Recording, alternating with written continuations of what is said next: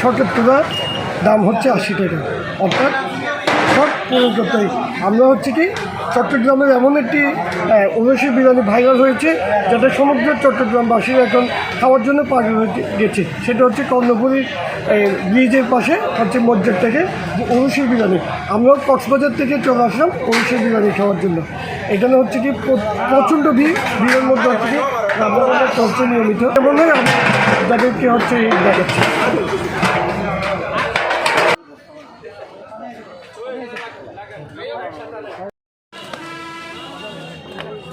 line লাগা তো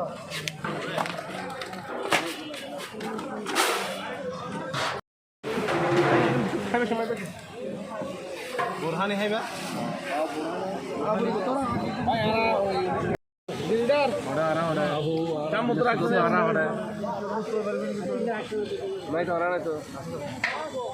আমরা ছাগলের গুস্ত খেয়েছি না দিলাম তো পয়েন্ট নেগেটিভ গুস্ত বাড়ি